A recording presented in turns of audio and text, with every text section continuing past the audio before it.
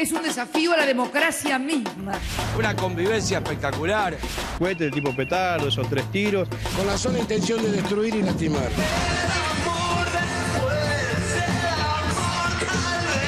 La enmienda número 107. Yo sabía que estaba viva. Se toma en cuenta la voluntad y la decisión de la mujer. La responsabilidad absoluta del jefe de gobierno. Condenamos los bichos de Macri. ¿Qué tipo de justicia tenemos? Bloquear la posibilidad que se designen jueces de la Constitución. Se ha maltratado este concurso. Tenemos otro acto de connivio. Jueces no puestos a dedo. El mono se dice progresista. Hoy tenemos un muerto más. ¡Globalicemos la lucha! Como padre me inspira. Que necesita enfrentar las concentraciones mediáticas, canales cooperativos, adictos al gobierno, funcionales a los intereses del diario Clarín. Me estiré todo lo que pude. La eliminación del impuesto a la ganancia. Queremos que incorpore los 4 compañeros despedidos. De la señora esa que se quiere casar y nada más. Constituir la comisión bicameral. La situación en el Consejo de la Magistratura. Del concurso 258. Consideración de crimen de lesa humanidad. Esta changuita de gobernar que tiene usted. ¡Ay, divino! Todos adentro de la ley. Es la Tobias de Tenenbaum. ¡Te amo! Tú eres un empresario.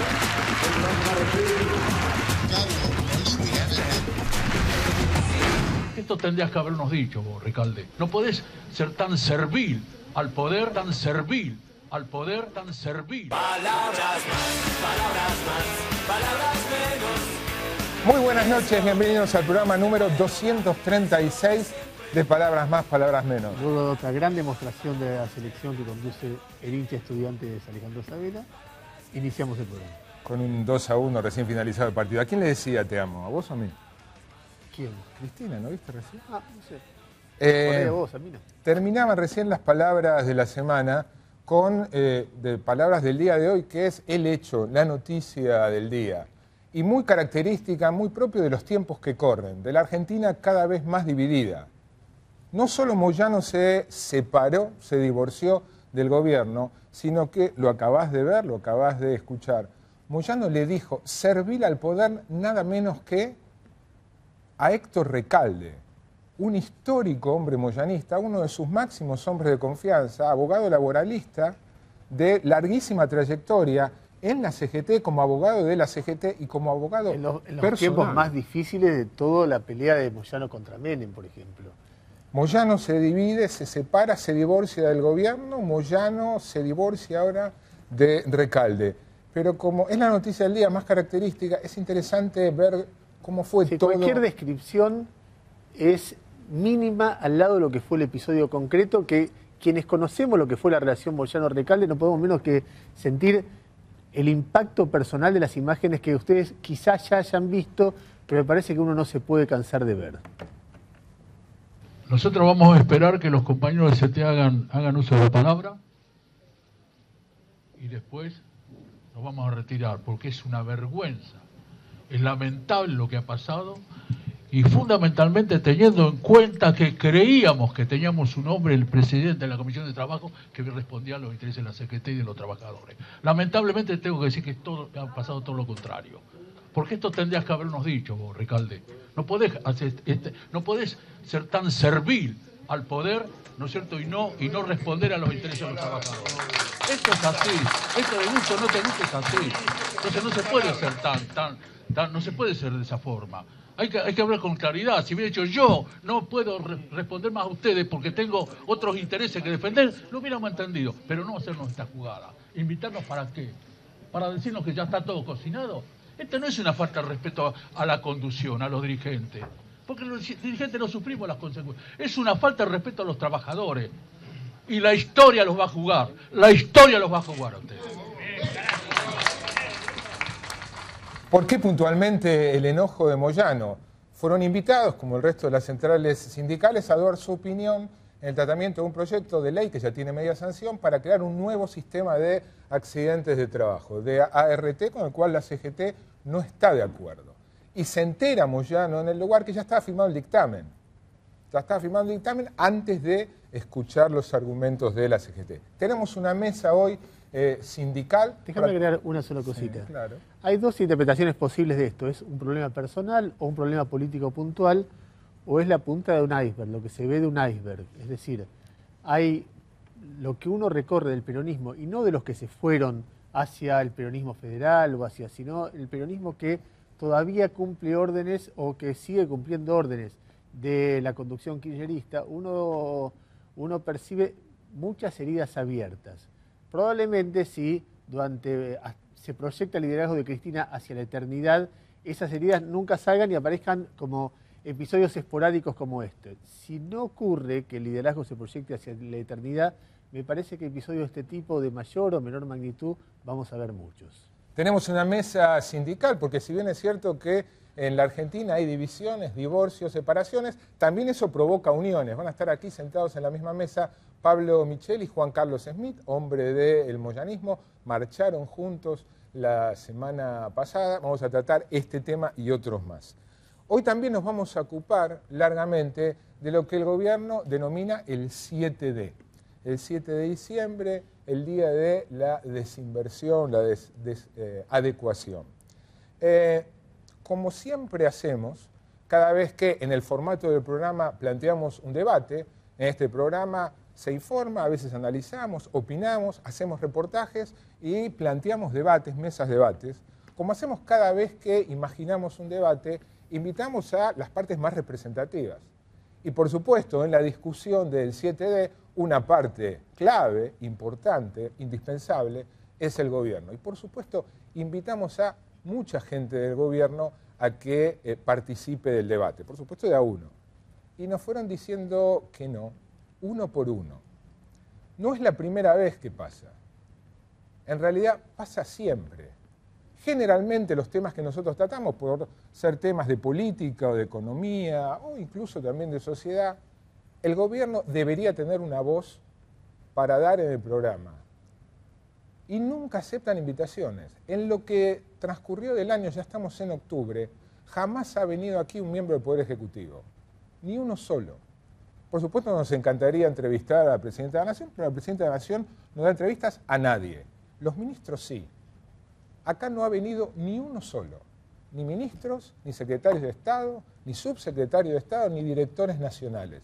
Y les puedo asegurar que la lista de invitados ha sido mucho. No solo ministros o secretarios, ni siquiera gente del legislativo oficialista. Muchos incluso que habían venido al programa más de una vez y de pronto dejaron de venir. Es una actitud, realmente nos sentimos discriminados, es una actitud sectaria, es una falta de respeto porque nos hacen sentir como leprosos. Y de leprosos no tenemos nada, somos profesionales que tratamos de hacer nuestro trabajo lo mejor posible.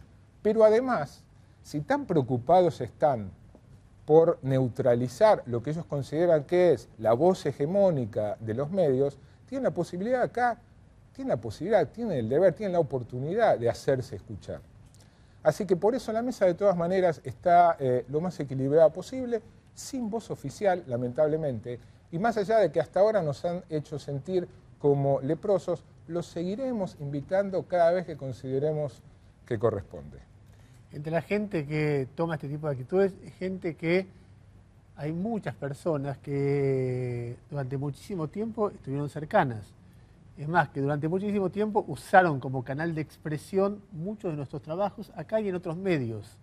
Y de repente obedecen la orden de vertical de con algunos no se habla porque piensan distinto. Eso es lo que hay de fondo. Piensan distinto, como piensan distinto son conspiradores y por lo tanto no merecen ni siquiera un diálogo. Es algo que en 20 y pico años de periodismo yo no vi nunca. No vi nunca un gobierno que cerrara tanto el diálogo off-on con gente que piensa distinto, con periodistas que piensan distinto. Además, allá de la falta de respeto, créanme que yo considero que les resulta contraproducente. Es perder un espacio, es perder una oportunidad, es perder la posibilidad de enriquecer para los televidentes, en este caso debates o, por qué no, reportajes. A ver, vinculado con esto, quizá vinculado, a mi entender, sí vinculado con esto, pero que excede. Hay un tema que es recurrente en el discurso kirchnerista desde yo diría que desde siempre, pero particularmente desde el 2008 para acá, que es la apelación a la supuesta existencia de una conspiración golpista. En las últimas 2 semanas esto recrudeció de una manera llamativa, sobre todo a partir del conflicto con Gendarmería y Prefectura. Después se extendió con el secuestro de Alfonso Sobrero. Hubo una referencia conspirativa medio ambigua con el corte de luz que se produjo en el Estadio del Chaco, donde debían jugar Argentina y Brasil. Luego con las discusiones sobre qué juez debe atender la ley de medios. Y yo quería simplemente leer algunas de las cosas que se publicaron y se dijeron para que se den cuenta hasta qué punto intelectuales y dirigentes importantes del oficialismo están difundiendo esta idea, y después voy a hacer 2 comentarios muy breves. Primero, nota de José Pablo Feynman ayer o antes de ayer en página 12 que se llama Letrinet. Perdido ahí en el medio, compara a los caceroleros con, dice, quienes manifestaron recuerdan a los jóvenes de la Liga Patriota de Manuel Carles. La Liga Patriótica de Manuel Carles eran los jóvenes de clase media que actuaron como parapoliciales reprimiendo una huelga muy conocida de los talleres Bacena en Avellaneda en 1919, durante la Semana Trágica, y después salieron a hacer un pogrom antisemita. Y compara con ellos a los caceroleros del 13 de septiembre. Y luego afirma, más abajo, la Gendarmería ha salido a la calle y eso, sin más, se parece demasiado al golpe que le hicieron a Rafael Correa, el presidente de Ecuador, ustedes saben. Otro intelectual que se reivindica kirchnerista escribe también en página 12 sobre el golpismo y la violencia, se llama la nota, y dice, si esto no es un intento de golpe, que me digan el nombre. Y no habla, Mempo Giardinelli es el que firma, ¿no? Y no hablo de los prefectos y gendarmes que se sublevaron y que son desde luego trabajadores y como tales tienen reivindicaciones y derechos. Admitamos que las de ellos en esta ocasión fueron justas y atendibles. No es de ellos que habla esta reflexión, pero sí de la impresionante histeria de los golpistas, de los viejos fragoteros, los profesionales y los nostálgicos con resurrecciones periodísticas como la del señor Aldo Rico, como viejos lobos que salen a ladrar, desesperan por tumbar al gobierno constitucional a como dé lugar a cualquier costo, asusados desde atrás por La Nación y Clarín, verdaderos interesados en la caída de un gobierno que los vuelve locos porque quiere que se cumplan ciertas leyes que afectan sus intereses. Semejante animosidad solo vista hace más de medio siglo cuando se llegó a bombardear la Plaza de Mayo es sencillamente absurda en esta etapa de la democracia, pero está sucediendo y ya sabíamos mucho que algo así iban a intentar. Luego la principal organización cristinista, Unidos y Organizados, saca un comunicado también y dice: la manipulación espuria de la información por parte de los históricos enemigos de la democracia está intentando conducir un conflicto que ya se encuentra solucionado a lugares oscuros a los que los argentinos no queremos ni estamos dispuestos a volver. Son los mismos que fogonean la violencia y el golpismo abiertamente los que intentan generar un clima de desestabilización a través de una serie de hechos que van en escalada de forma casi guionada por el señor Manieto. Y hubo otro comunicado en sintonía de las Madres de Plaza de Mayo, firmado por Eve Pastor de Bonafini, que arranca con 3 párrafos que dicen así: hace varios días empezamos a ver una película que no queremos volver a ver. Sentimos en carne propia lo que ya vivimos en el 76 y unos meses antes.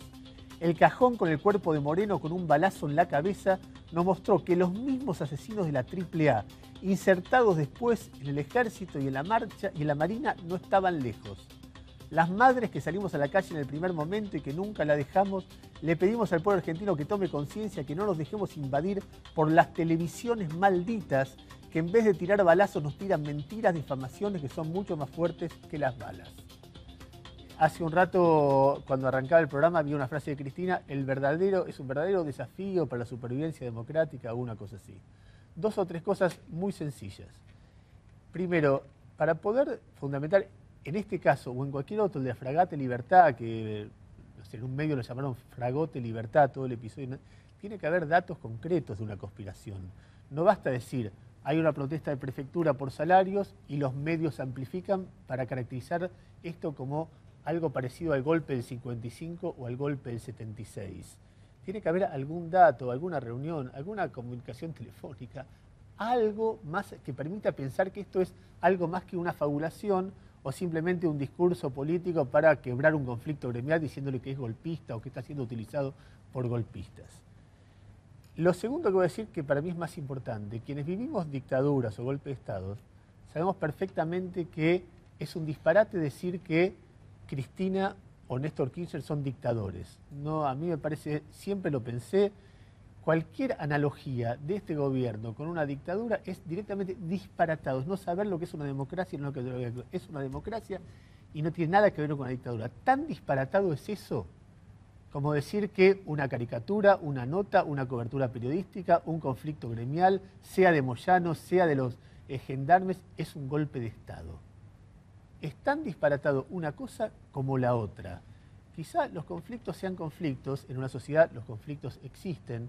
Uno de ellos es el conflicto que tiene el gobierno con Clarín, que muchas veces conduce a que se amplifiquen mediáticamente algunos conflictos reales de la sociedad.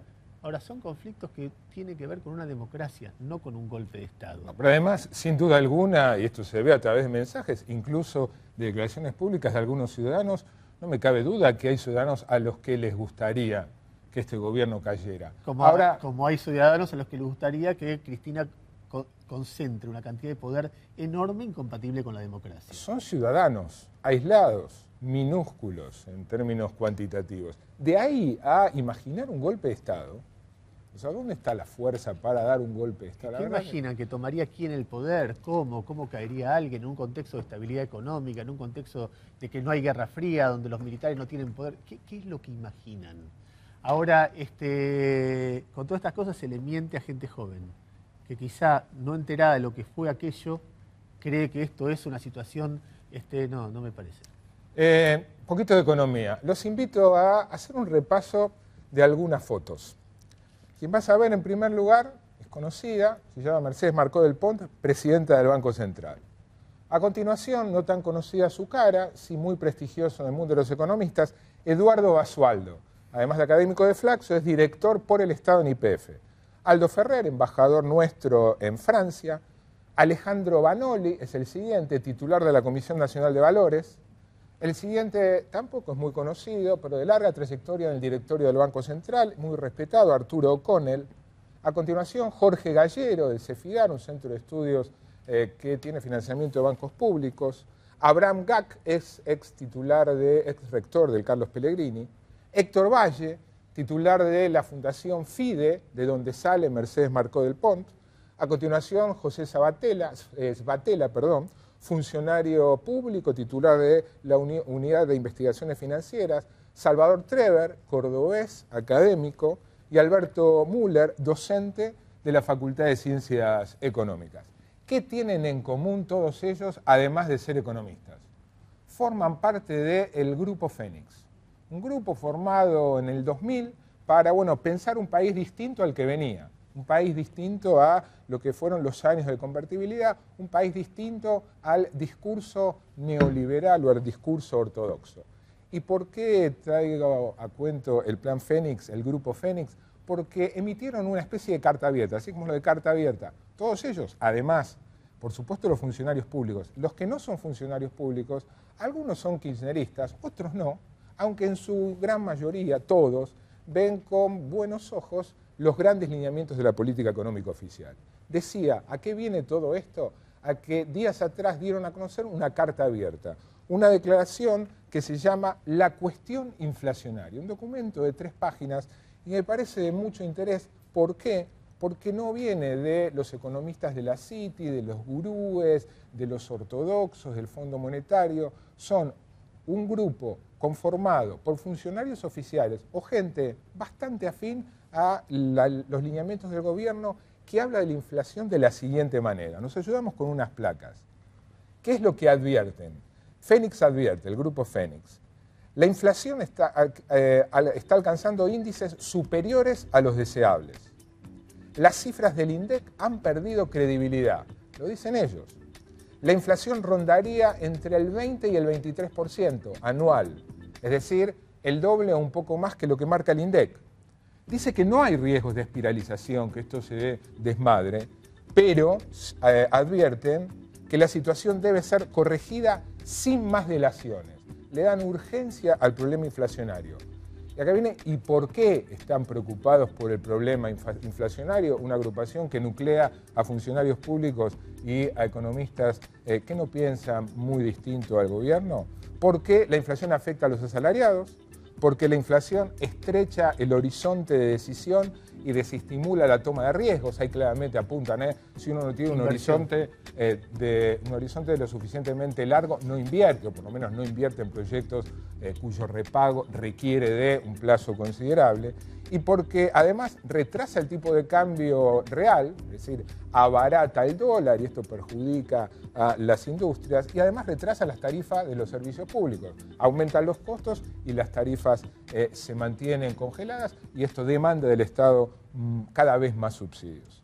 Ellos proponen una serie de medidas, le piden al gobierno que sin dilaciones haga algo, y entre esas medidas, el enfoque que recomiendan, uno se encuentra con que piden una política antiinflacionaria sin shock, no necesariamente dicen una política antiinflacionaria es de shock, ni implica un ajuste recesivo, ni tiene que generar desempleo.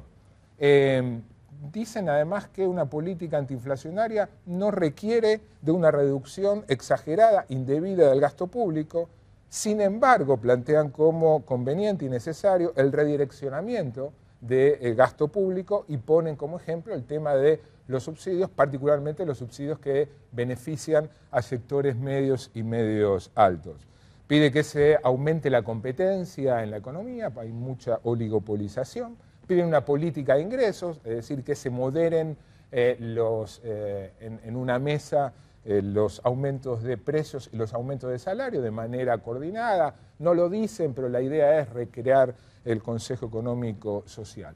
No es la primera vez que el Plan Fénix plantea este tipo de cuestiones vinculadas a un tema clave en la economía como es la inflación. Ya hubo 2 documentos previos, a los primeros 2 el gobierno, está visto, no lo atendió, pese a que muchos de ellos integran el Plan Fénix. Veremos qué pasa con este si la tercera es la vencida. Vamos ahora a un corte, a la vuelta, ¿qué puede pasar el 7D? Es una pregunta que además a uno le hacen en la calle todo el tiempo, no sé si a usted pasa. Como si supiéramos. ¿Qué va a pasar el 7D? A la vuelta, la posta. Palabras más, palabras más, palabras menos. Es lo que menos te puedo dar, es lo de siempre. Palabras nuevas, palabras llenas de remordimiento. Palabras que se lleva el viento. Palabras menos, palabras más, palabras más, palabras más, palabras. Auspician palabras más, palabras menos. Si la sensación de ardor aparece más de 2 veces por semana, se trata de acidez frecuente.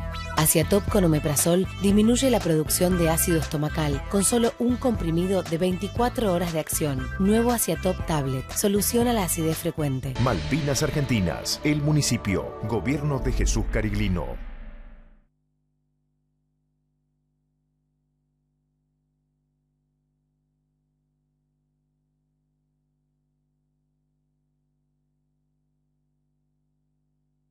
Banco Hipotecario, creador de dueños. Hoy somos más que una compañía de gas. Somos parte de un grupo energético mundial. Y así, seguimos creciendo, comprometidos con la comunidad y protegiendo el medio ambiente. Hoy más que nunca, nos renovamos. Gas Natural Fenosa, con toda la energía del mundo.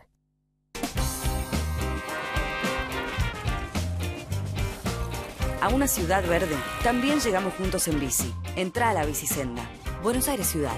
En todo estás vos.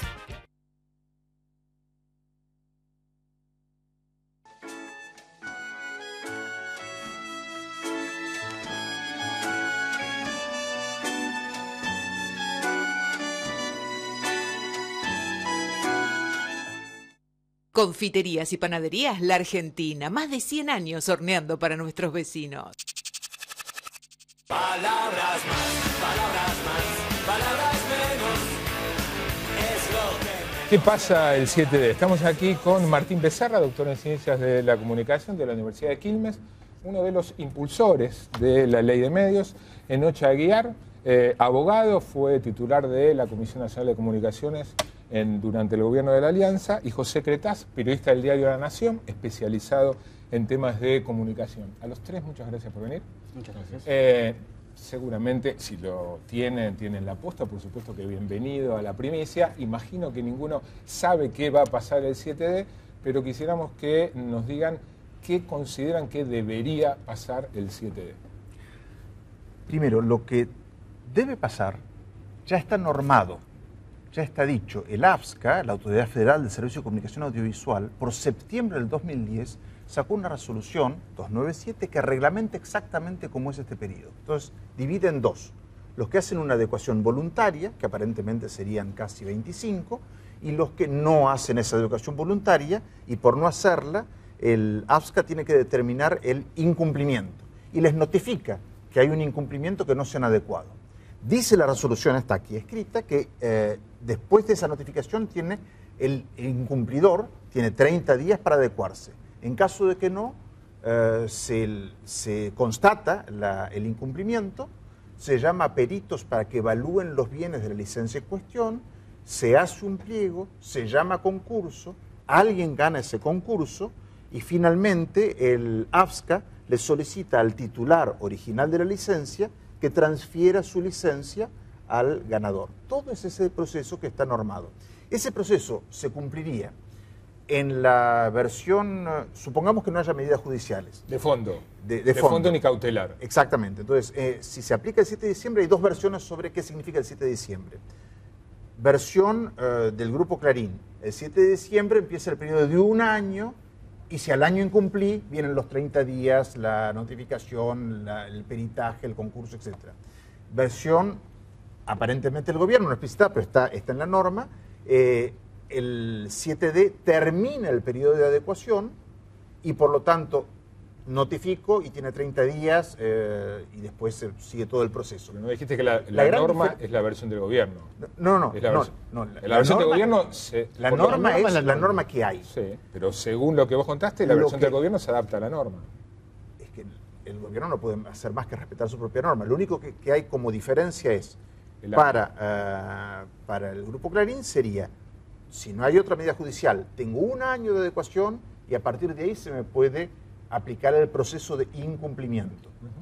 La versión del gobierno es no, el proceso de incumplimiento ya cesa el 7D. Ahora, eso significa, ¿te lo aplico después o lo aplico ahora? Ahora, lo que hay que aplicar ya está redactado, ya está establecido y es una norma fijada por el AFSCA. ¿Qué interpretación tenés vos de cuál de las dos está más cercana a la realidad? Mira, yo creo que en un esquema en donde la judicialización de los problemas ha llevado a los inconvenientes que vemos hoy en día, en donde todo el mundo se debate qué significó el fallo de la Corte, si significó que es ahora o después. Mire qué curioso, ninguno de los dos actores, ni el gobierno, ni el Grupo Clarín, en los 5 días siguientes fue a pedir algo que suelen hacer los particulares en un juicio. No entiendo la sentencia, me da una aclaratoria, pedir una medida aclaratoria. Eso significa que ni uno ni otro estaba tan seguro de que tenía a la Corte de su lado, lo cual es una buena nota para la Corte, de paso se ha dicho. Pero bueno, habiendo ya regulado el Estado, el cómo debe ser, me parece que lo más lógico es cumplir con los procedimientos que el propio Estado establece y seguir estos criterios. Esto evitaría nuevas acusaciones de discrecionalidad, de tratamiento a medida. Obviamente esto se puede modificar, es una resolución del AFSCA, puede ser modificada por una resolución de igual jerarquía, que tiene igual jerarquía, por el AFSCA mismo, o por una norma superior, un decreto. Pero creo que lo más conveniente sería atenerse a las reglas establecidas, aún adentro del conflicto, sería la manera más racional de resolverlo. José. La verdad no tengo idea qué es lo que va a pasar el 7D. ¿Qué crees que debería pasar? Debería, acá está el experto, supongo que debe el Estado ajustarse a sus propias, a las normas que dictó. La experiencia, desde la mirada de quien sigue estos temas, es que el gobierno incumple y viola sistemáticamente todo el resto, el 99% del articulado de la ley, transgrediendo plazos.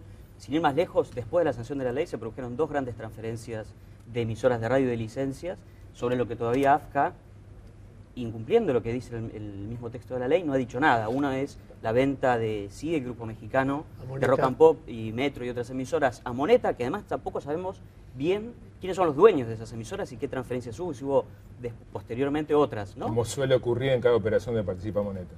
Sí, además.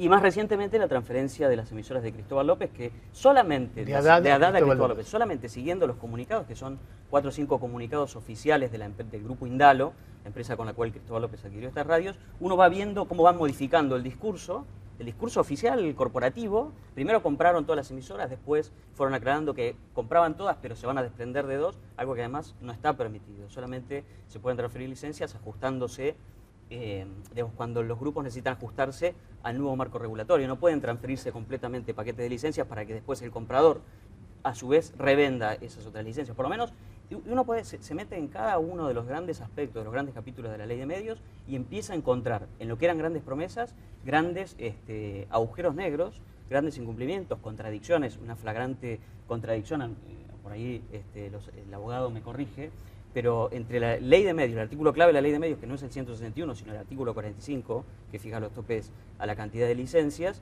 es el último párrafo del artículo que dice: todos los servicios de comunicación audiovisual y en el ámbito nacional no podrán superar el 35% de cobertura de los habitantes. Eso dice la ley, no hace ninguna otra aclaratoria más que todos los servicios: cable, televisión, radios, todos los servicios de comunicación audiovisual. El decreto reglamentario restringe ese tope de 35% solamente para el sector de la televisión por cable. No hay radio por lo menos en las aclaratorias que ha habido, incluso la presidenta diciéndolo en algunos que otros. Además también está la cuestión de las licencias, ¿no? Se habla de licencias y no se habla de medios, se habla de 250 licencias del Grupo Clarín, y no se habla, por ejemplo, de que en televisión Grupo Clarín tiene menos canales de televisión abierta que Telefe, por ejemplo, o en radio tiene menos emisoras de radio que el Grupo Moneta o que el Grupo Cristóbal López o que otros grupos del interior, ¿no? En las 250 licencias están las 200 o cerca de 200 que tiene Cablevisión, que es una licencia por localidad, ¿no? Y debería adecuarse a 24 licencias, lo cual además lleva a toda una discusión sobre una cuestión que mira más hacia el futuro y no hacia el pasado, como creo yo tiene enfoque la ley, que es la cuestión de la convergencia. La convergencia, la conectividad, la banda ancha, los medios del futuro vienen a través de Internet. Y los cable operadores en el mundo, acá nomás, en Chile, en Brasil, están siendo actores relevantes del crecimiento de la banda ancha. La ley de medios restringe eso. Bueno, yo creo que el 7 de diciembre lo que vamos a ver es potenciado lo que hay, potenciado la N. Me parece que vamos a ver un enfrentamiento judicial bastante más profundizado del que existe ya en la actualidad. Creo que, como señalaba antes Enoch, hay reglamentos de la ley además ya tiene un propio título que tiene que ver con caducidad de licencia, y en todos los casos, como es una ley desde mi punto de vista que es respetuosa de las garantías, del derecho a defensa, etcétera, yo creo que digamos, todos quienes sientan menoscabados los derechos patrimoniales o de otro tipo pueden efectivamente interponer medidas de amparo que tienen un efecto de suspensión de aplicación concreta de la ley. Entonces, ese efecto de suspensión sobre el acto de eventual transferencia, venta o concurso de las licencias, en este caso al Grupo Clarín, yo creo que obviamente va a ser aprovechado por los abogados del Grupo Clarín, estimo, digamos, como de cualquier otro grupo, de los de Pila Manzano, Moneta Garfunkel, Cristóbal López, cualquiera de los que excede o el límite de concentración, o Telefónica, o Ángel Remigio González, digamos, porque son extranjeros y también están por fuera del marco legal. Entonces, creo que los grupos de medios van a usar su poder de negociación para adecuarse digamos, al marco legal en la medida en que estén cercanos al gobierno. Aquellos que no van a continuar con su estrategia de litigio, y mi recomendación es que en tribunales habrán más guardias y que estudien, hagan un curso acelerado. ¿Vos ves una asociación de conflictos judiciales? De teoría del conflicto, exactamente. O sea, acá... a ver, hay dos discursos extremos sobre la ley de medios. Uno sostiene que la situación actual conspira contra la libertad de expresión y la ley de medios va a facilitar la libertad de expresión, que es el discurso del gobierno. Y otro discurso que es el del Grupo Clarín y muchos constitucionalistas y que dice, no, es al revés. La situación actual garantiza que haya muchas voces y lo que quiere el gobierno es concentrar todo en un monopolio estatal. ¿A cuál de los dos se siente más cerca? A ver, yo creo que esta ley La ley, lo que está pasando se puede sintetizar con los nombres de dos películas, los títulos de dos películas, ¿no? El origen de la ley tiene que ver mucho con la Guerra de los Roses, ¿no? Además del con un debate divorcio. que hubo, un divorcio entre Digo, el porque poder hay gente político. joven que por ahí no vio esa película. La Guerra de los Roses, magnífico. Se separa una pareja y esa pareja, con tal de dividir los bienes, es capaz de dividir en dos partes el televisor, ¿no? Y la ley tiene mucho de otra, para responder a esta parte de la pregunta, tiene mucho de otra película, que es Benjamin Button. Esta ley nació vieja, y la tenemos que hacer joven, la tenemos que hacer valedera. ¿Por qué digo eso? Hubo un momento, quizás, ya se habló en algún tiempo de comunicación de masas, de que Goebbels, uno solo que tenía la comunicación, podía influir en la opinión pública, en lo que todos nosotros pensábamos y sabíamos, en una sociedad.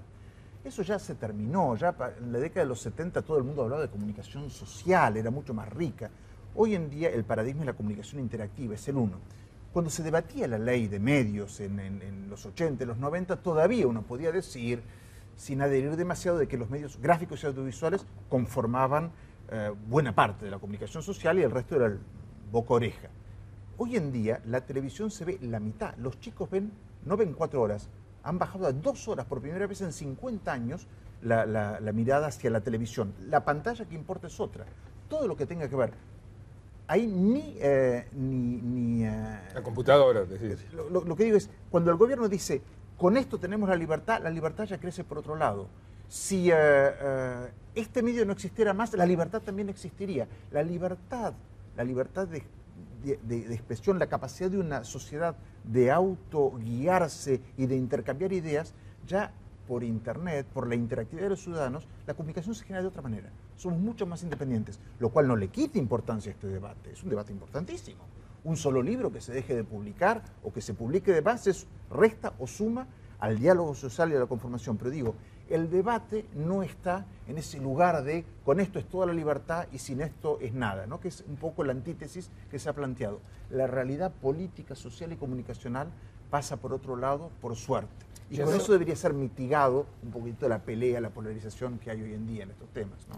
Creo que también hay que poner esta discusión en un contexto más amplio. Ahí por ahí sí me parece que puedo, junto con ustedes, poner la mirada desde el periodista, digamos. Esta discusión se da en un contexto en el que cada vez es más difícil acceder a información pública, donde gente que reemplazaba organismos, entidades sin fines de lucro, consultoras privadas que reemplazaban, que hacían de sucedáneo a los periodistas de esa información, que medían la inflación que dejó de medir el INDEC o que el INDEC mide erróneamente, que daban datos de precios. Bueno, están siendo perseguidos, no están pudiendo comunicar eso, digamos. Cada vez es más difícil, lo decíamos recién. Es difícil saber quiénes son los dueños de los medios, debería ser transparente. La ley de medios prometió transparencia respecto de quiénes son los licenciatarios de medios de comunicación, ¿no? Y además está la otra cuestión, que si uno lo pone en contexto, ley de medios, con la falta de una ley de distribución o de alguna pauta o una regla clara de distribución de la publicidad oficial del Estado, ya llevamos por lo menos 16 meses sin información oficial sobre cuánto dinero sí está en el presupuesto. Uno puede más o menos, hay entidades que todavía hacen ese seguimiento, pero cómo se repartió, digamos.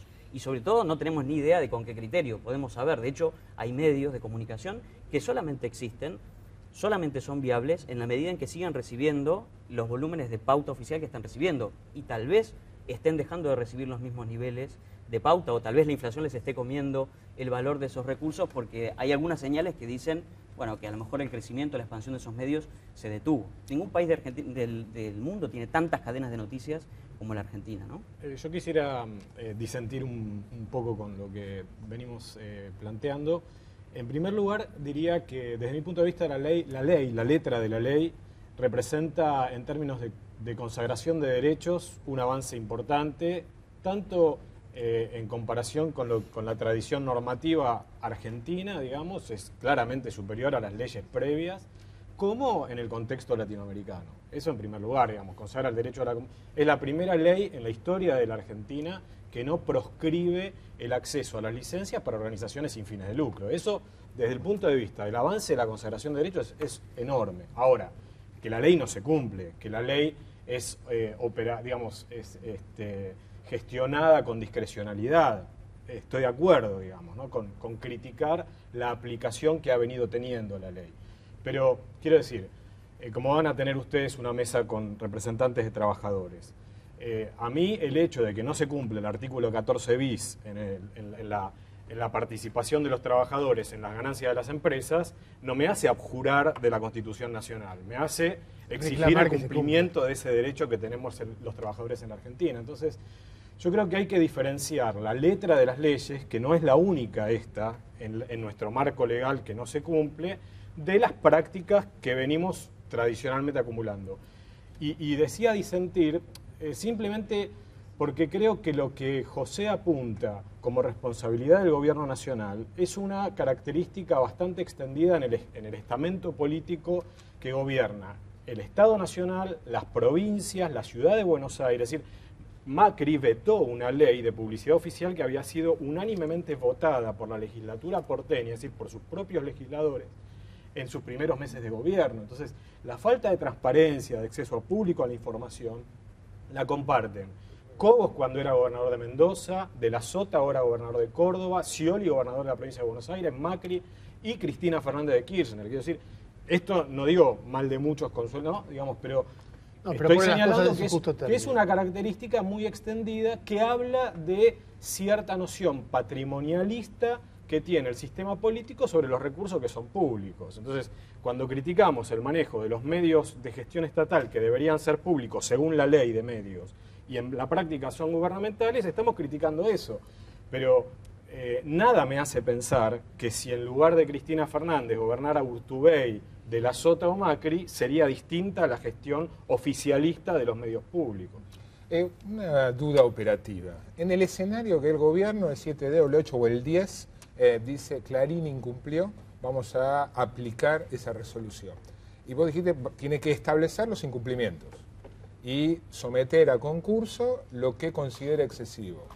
Ahora, ¿cómo el gobierno determina si hay 250 licencias y puede tener 24, cuáles son las 226 excedentes? ¿Por qué una sí y otra no? ¿Por qué la de la Ciudad de Buenos Aires? ¿Se entiende? Sí. ¿Puede haber incumplimiento? ¿Por qué Canal 3 y no Cablevisión? ¿Quién define eso? ¿Cómo se define? Sí, ¿es arbitrario? ¿Queda a la libre decisión del gobierno? No está definido aún, quizás sería bueno que se definiera.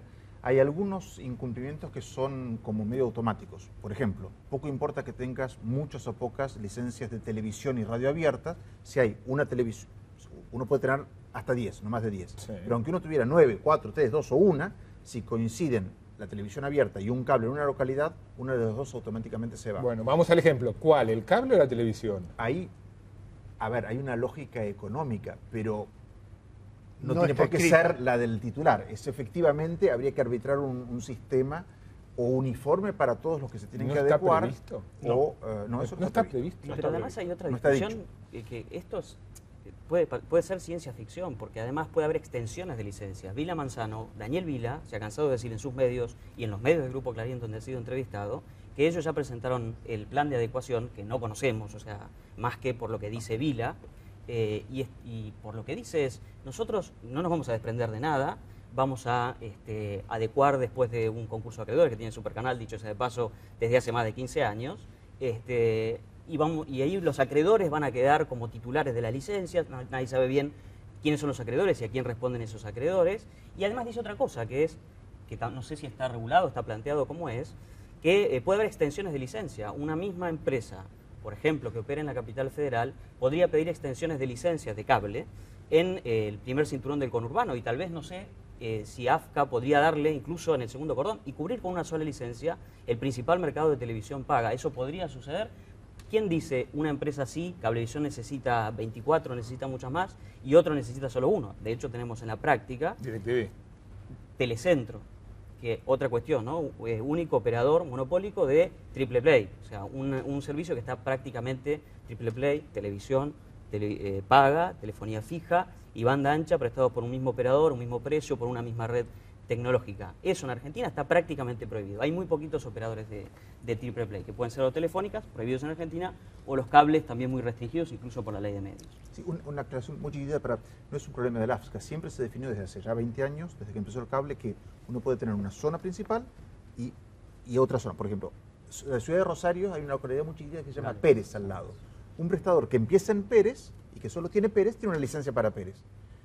El que está en área chica no puede hacer una extensión a área grande. Ahora, en muchas ciudades grandes que tenían localidades chiquitas como Pérez, el que tenía la licencia de Rosario podía extenderse a Pérez. Con lo cual, las dimensiones no son dimensiones fijas, como hay áreas telefónicas, áreas locales móviles. En radiodifusión eres ciudad grande y suburbios, se puede extender de ciudad grande a suburbios, no de suburbio a ciudad grande. Eso es lo que se aplicó. No tienen el mismo peso, efectivamente, las licencias en todo el país. Martín. No, sí, estoy con esto que comentan, estoy de acuerdo y me parece central la pregunta que hacía Marcelo, es decir, al no existir en el marco normativo hasta ahora, al haber lagunas y ambigüedades en relación a si el Estado tiene efectivamente que hacerse cargo de tomar la decisión de vender el remanente. ¿Cuál es el remanente? ¿Cuál es la brújula que va a usar? Como eso no está presente, es por eso que yo calculo que a partir de diciembre vamos a ver potenciados todos los conflictos administrativos y judiciales, porque, digamos, el Grupo Clarín, si vamos al caso, va a sentirse habilitado porque las decisiones del Estado le van a parecer carentes de fundamento legal, si se llega a ese extremo, que es posible que se llegue, y el Estado tendrá también un marco de reglamentos que ha venido desarrollando desde la aprobación de la ley en 2009, que, digamos, le permiten cierto margen de maniobra. Entonces, en ese baile vamos a estar seguramente. A los tres, gracias por venir. Gracias por invitar. Sigan hablando de invitados, sigan invitados cualquier funcionario de Martín Sabatella, Gustavo López, Agustín Rossi, flamante titular de la Comisión Bicameral de Seguimiento de esta ley, invitados de aquí al 7 de diciembre y después también. Los esperamos con las manos abiertas. Vamos al corte. Palabras más, palabras menos.